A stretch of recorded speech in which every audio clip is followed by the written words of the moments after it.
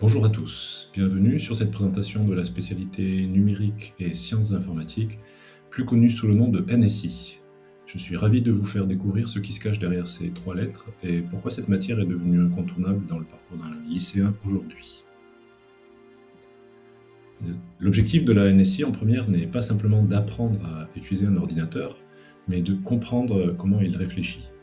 Comme vous le voyez sur ce schéma, nous voulons soulever le capot du numérique. On passe d'un usage passif à une compréhension réelle pour que l'élève puisse à terme créer ses propres solutions technologiques. Pourquoi choisir cette spécialité? Pour passer du statut de consommateur à celui de créateur. Il s'agit de ne plus être passif face aux outils du quotidien, jeux vidéo, réseaux sociaux, mais de développer une pensée logique rigoureuse pour décomposer des problèmes complexes. C'est une science à part entière et non de la simple bureautique.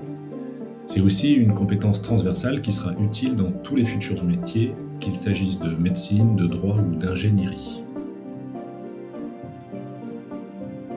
Le programme de première repose sur 4 piliers fondamentaux.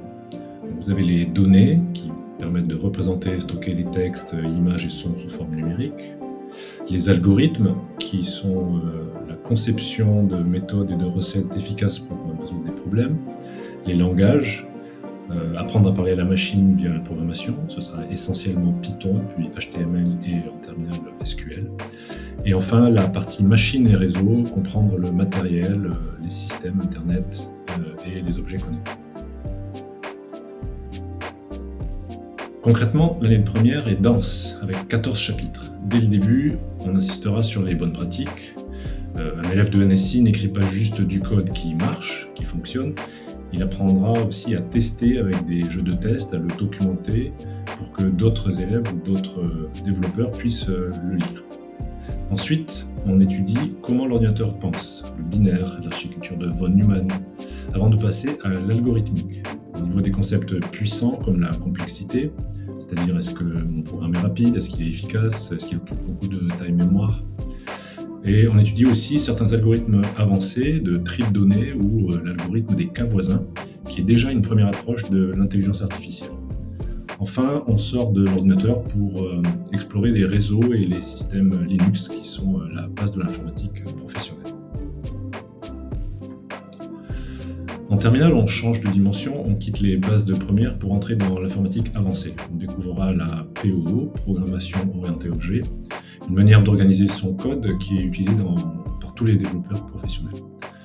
On apprendra aussi à manipuler des structures plus complexes comme des arbres, des graphes, qui sont essentiels pour les réseaux sociaux, les mappages, les cartes, les GPS. Un point majeur, c'est l'étude des bases de données. Les élèves apprendront donc à interroger efficacement avec des requêtes en langage SQL, des SGBD, systèmes de gestion de bases de données. Et enfin, on abordera la cybersécurité, la gestion des processus dans un ordinateur. Donc comme vous pouvez le voir, c'est un programme dense aussi bien en première qu'en terminale, qui est passionnant, mais qui donnera à vos élèves, à vos enfants, une longueur d'avance considérable pour les écoles d'ingénieurs ou l'université. Donc la NSI, c'est aussi une pédagogie différente. Environ 25 à 30% du temps est dédié à des projets concrets. Qu'il s'agisse de créer un jeu vidéo simple ou un site web interactif, les élèves apprennent en se trompant et en cherchant ensemble. Cela développe leur autonomie, leur créativité et un véritable esprit d'entraide. D'ailleurs, de nombreux projets de nos élèves ont été primés au trophée NSI. C'est un concours qui récompense les meilleurs projets de toute la France et du réseau des lycées français de l'étranger. Vous faites une petite recherche en tapant IFS trophée NSI ou trophée NSI Singapour et vous trouverez quelques réponses. Donc c'est une preuve concrète que la NSI développe des compétences techniques avancées et une créativité bien au-delà de ce qui est enseigné au lycée. Alors, une idée reçue qu'il a cassée, il faut aimer la logique et les casse-têtes, mais il n'est pas nécessaire d'être un génie en mathématiques pour réussir en NSI. La matière, bien sûr, s'associe parfaitement avec les maths et la physique pour l'ingénierie, mais on peut aussi l'associer avec la SVT pour la bioinformatique, ou même avec les SES et les humanités pour le design numérique et l'analyse de données. Alors, après le bac, les débouchés sont immenses dans un secteur qui recrute massivement. Nos élèves peuvent s'orienter vers des écoles d'ingénieurs, des classes prépa. Alors, notamment, j'insiste sur ce point, la nouvelle filière MP2I, pour laquelle ils sont avantagés, ceux qui ont pris la spécialité NSI, puisqu'ils possèdent déjà les bases solides et la logique de programmation que les autres élèves devront rattraper dans le supérieur. Mais il y a aussi la possibilité de poursuivre dans des BUT ou à l'université. Les domaines d'avenir sont variés, cybersécurité, intelligence artificielle ou encore data science. Et un dernier petit point sur lequel je voudrais insister, c'est que l'ANSSI n'est absolument pas une spécialité réservée aux garçons.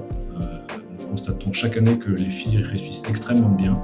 Elles y déploient une logique et une rigueur qui sont des atouts majeurs pour la programmation et la gestion des projets complexes. Et c'est une filière où elles s'épanouissent et où leurs talents sont particulièrement valorisés dans les dossiers d'études supérieures.